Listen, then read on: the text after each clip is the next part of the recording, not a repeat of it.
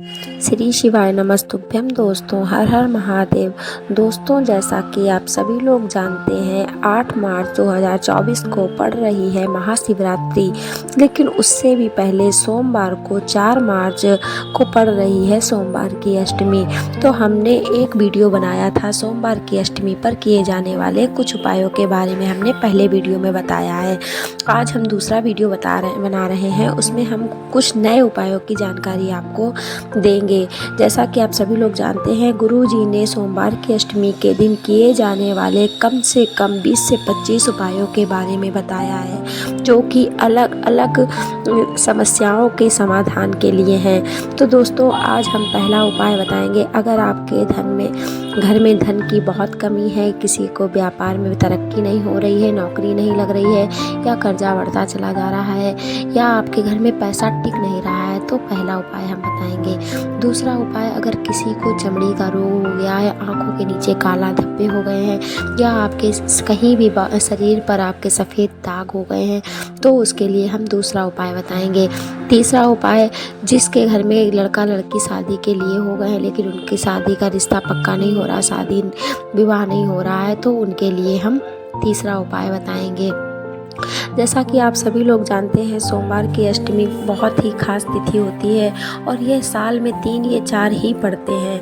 गुरुजी ने बताया था, सोमवार अष्टमी के दिन अगर हम कुछ भी उपाय करते हैं तो उसका हमें पूर्ण लाभ, पूर्ण फल जरूर मिलता है। जैसे कि आप लोग जानते ही होंगे, गुरुजी ने कहा था, सोमवार की अष्टमी का जो दिन होता है वह शिव और शक्ति के मिलन का दिन होता है।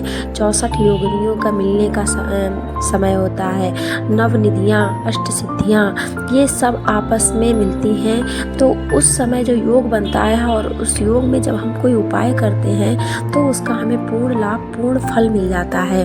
तो दोस्तों, चलते हैं हम आज के वीडियो में। ज़्यादा आप वीडियो को लंबा ना करते हुए आपके बारे में, खास उपायों के बारे में चलते हैं। तो बढ़ते हैं दोस्तों पहले उपाय की ओर।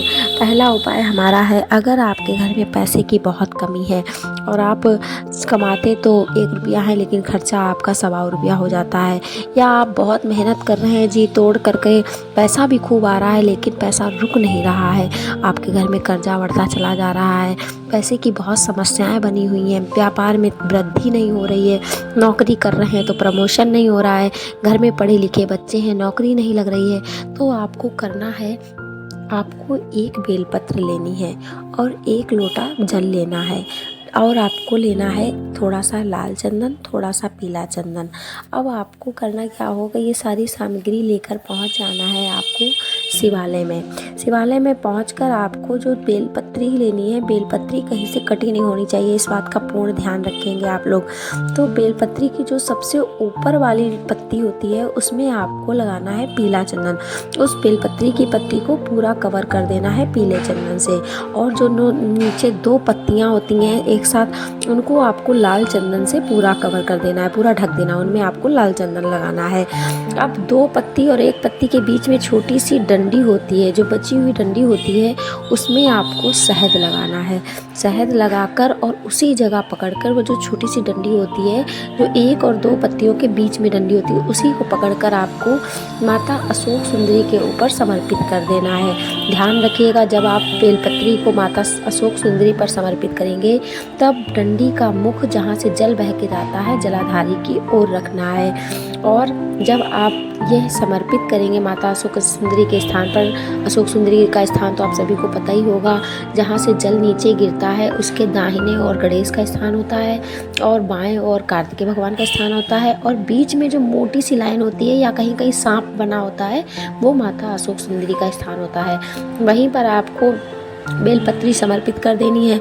और जब आप बेलपत्री को समर्पित करेंगे, तब आपको श्री शिवाय नमस्तुभ्यम, या ओम नमः शिवाय, या नमः शिवाय, आपको कोई भी मंत्र का जाप करना है। जाप मंत्र बोलते हुए, अपने मन की कामना को कहते हुए, माता अशोक सुंदरी के स्थान पर बेलपत्री को आपको समर्पित कर देना है। फिर आप जो 1 लोटा जल लेके गए हैं, उस जल को आप शिवलिंग के ऊपर धीरे धीरे मंत्र का जाप करते हुए, ओम नमः शिवाय, श्री शिवाय नमस्तुभ्यम, या शिवाय नमः, या महामृत्युंजय मंत्र का जाप करते हुए आपको शिवलिंग के ऊपर धीरे धीरे धार छोड़नी है। जब जल चढ़ जाए, थोड़ा सा जल बचे पात्र में, तो उसी पात्र में बचा हुआ थोड़ा सा जल उस बेलपत्री के ऊपर चढ़ा देना है जो आपने माता अशोक सुंदरी के स्थान पर चढ़ाई है। जब आप ये कर लें, अपने मन की बात बोल दें, प्रणाम कर लें, फिर आप चलते समय उस बेलपत्री को उठा लें जो आपने अशोक सुंदरी के स्थान पर चढ़ाई थी, उस बेलपत्री को उठा लें।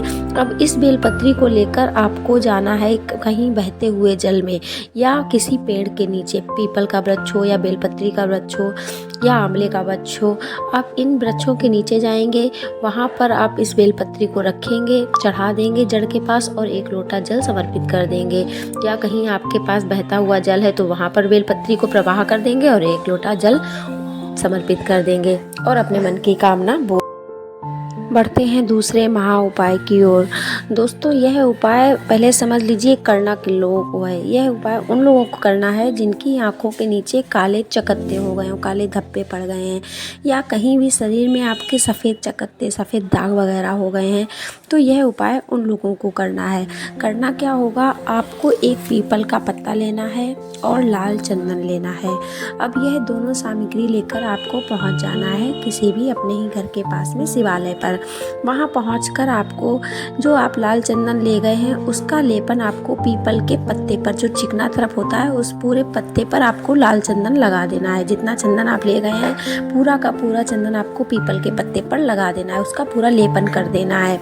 3 उंगलियों से, छोटी उंगली को छोड़ के 3 उंगलियों से लेपन करेंगे। फिर यही पीपल के पत्ते से चंदन लेकर आपको शिवलिंग के ऊपर त्रिपुंड बनाना है। लाल चंदन याद रखिएगा, यह उपाय केवल सोमवार की अष्टमी को करना है और आपको लाल चंदन और पीपल के पत्ते से करना है। अब जो आपने पीपल के पत्ते पर चंदन लगाया था उस चंदन को पीपल के पत्ते से लेकर शिवलिंग के ऊपर त्रिपुंड बनाना है।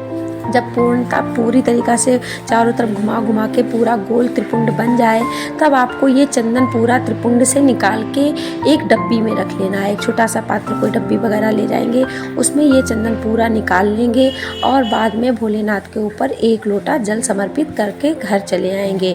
अब आपको करना क्या है, ये जो आपने डब्बी में लाल चंदन लिया है यह आपको नियमित रूप से रोज़ जहाँ जिस जगह पर आपके काले चकत्ते हैं, लाल चकत्ते हैं, सफ़ेद चकत्ते हैं, जैसा भी दाग धब्बा हो आपको उसके ऊपर नियमित रूप से रोजाना श्री शिवाय नमस्तुभ्यम का जाप करते हुए इसके ऊपर इसको थोड़ा थोड़ा लगाना है। ये कम से कम आप 7 या 8 दिन लगाएंगे। इसके बाद आप ऐसे ही छोड़ देंगे। भोलेनाथ का नाम लेकर आप देखना शुरू करेंगे, आपको तुरंत ही असर दिखाई देना पड़ जाएगा और महीना या 2 महीना में आपका ये सफ़ेद दाग जड़ से चला जाएगा। तो दोस्तों, बढ़ते हैं आज के अगले उपाय, तीसरे महा उपाय की ओर। दोस्तों, यह उपाय करना उन लोगों को है जिन लोगों के बच्चे बड़े हो गए हैं, उम्र हो गई है लेकिन शादी विवाह अभी नहीं हो पा रहा है, उनका ऐसा योग नहीं बन रहा है कि शादी विवाह का मुहूर्त नहीं बन रहा है, तो आपको यह उपाय ज़रूर करना चाहिए। यह आपको सोमवार की अष्टमी के दिन प्रदोष काल के समय आपको करना क्या है, आपको मात्र हल्दी लेकर जानी है शिवलिंग के पास, कि अपने घर के आसपास जहाँ भी शिवालय हो वहाँ पर आप मात्र हल्दी लेकर जाएंगे और ये उस लड़के या लड़की से करवाएंगे। तो वहाँ पे आप जाकर हल्दी से मात्र 7 बिंदी माता अशोक सुंदरी के स्थान पर हल्दी की 7 बिंदियाँ लगा देंगे। अपनी अनामिका उंगली से बच्चे से करवाएंगे, जिस बच्चे की शादी नहीं हो रही है उसी से ये काम करवाएंगे। उसकी अनामिका उंगली से हल्दी की 7 बिंदियाँ माता अशोक सुंदरी के ऊपर लगवा देंगे। अशोक सुंदरी का स्थान तो मैंने पहले भी वीडियो में बताया है, जहाँ से जल बहकर गिरता है उसके सीधे हाथ पे गणेश जी होते हैं, उल्टे हाथ पे कार्तिकेय भगवान होते हैं और बीच में जो मोटी सी लाइन होती है जहाँ कहीं कहीं सांप बना होता है वो माता अशोक सुंदरी का स्थान होता है। उस जगह आपको हल्दी से 7 बिंदी लगानी है। अब वही 7 बिंदियों के ऊपर उस लड़का या लड़की का दोनों हाथ को रखवा देना है जिसका विवाह नहीं हो रहा है और श्री शिवाय नमस्तुभ्यम का जाप करते हुए अब यही हाथ लेकर और जो हल्दी आपके पास और होगी हाथ यही बच्चे को लेकर जाएंगे और किसी भी पीपल के वृक्ष में उसी लड़के या लड़की के हाथ में हल्दी लगाकर 5 थापे लगवा देंगे, 5 हाथ के स्थान बनवा देंगे, पंजे छपवा देंगे। माता अशोक सुंदरी का नाम लेंगे, श्री शिवाय नमस्तुभ्यम का नाम लेंगे, श्री शिव और शक्ति का नाम लेते हुए, माता पार्वती का नाम लेते हुए यह उपाय करेंगे और आप देखेंगे कि आपको 3 महीने भी नहीं गुजरेंगे, बच्चे बच्चे का योग बन जाएगा और उसके लिए विवाह के योग्य सुंदर वर मिल जाएगा। तो दोस्तों, अगर आपको यह वीडियो थोड़ी सी भी लाइक लगी हो, आपके योग्य हो, तो आप प्लीज़ हमारे चैनल को सब्सक्राइब कर लें, बेल आइकन के बटन दबा लें, जिससे कि हम कोई भी वीडियो डालें तो आपके पास तुरंत नोटिफिकेशन पहुंच जाए। और इसी तरह के वीडियो को प्राप्त करने के लिए हमारे चैनल को लाइक, सब्सक्राइब, शेयर करना बिल्कुल भी ना भूलें। लोगों को ज़्यादा से ज़्यादा शेयर करें। और आप भी अगर भोलेनाथ के सच्चे भक्त हैं तो हमें कमेंट में श्री शिवाय नमस्तुभ्यम या हर हर महादेव लिखकर ज़रूर भेजें। श्री शिवाय नमस्तुभ्यम दोस्तों।